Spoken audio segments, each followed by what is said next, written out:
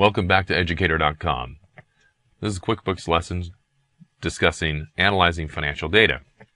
The first thing we're going to talk about is understanding your business using reports.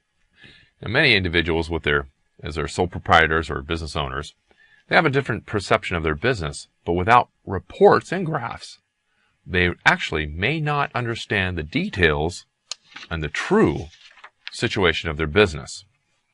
And in fact, a lot of times it doesn't match the facts. You have a perception of your business that you're doing well, but you might not have all of the detailed facts.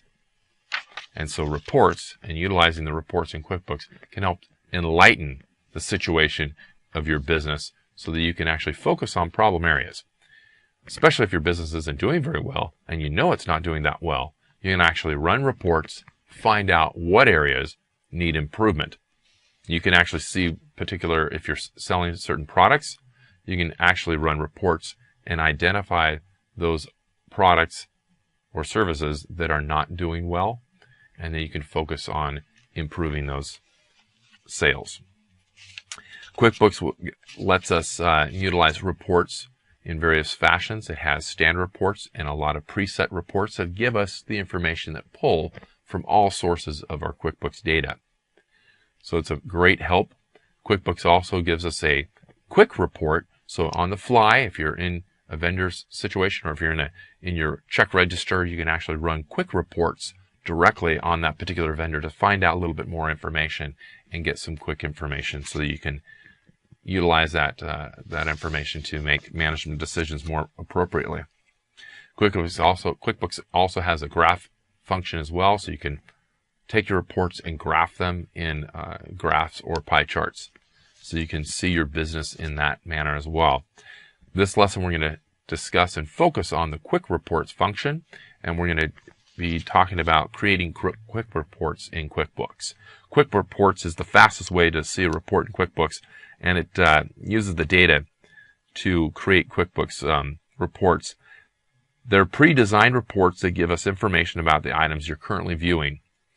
And whenever we have a list, a register, or a form displayed, we can actually click on a button, a quick report button, to get more detailed information regarding that. So we want to talk about when to use a quick report. Suppose we're viewing a vendor list in the vendor center and we want to see a history of all transactions regarding that particular vendor to see where we're happening. So we can actually select that vendor's name, click on the quick report link at the top right and of the window, and then we could see a report listing the information about the bills for that vendor. So we're going to see how that works. And in my QuickBooks, I'm going to go up to my vendor center and click on my vendor center icon. So now I have my vendor center up, and I can look down and see, let's choose a particular vendor here. For instance, let's look at Patent Hardware Supplies. So if you have Patent Hardware Supplies, you can choose them, or you can choose someone else that has, looks like that they might have some transactions to view.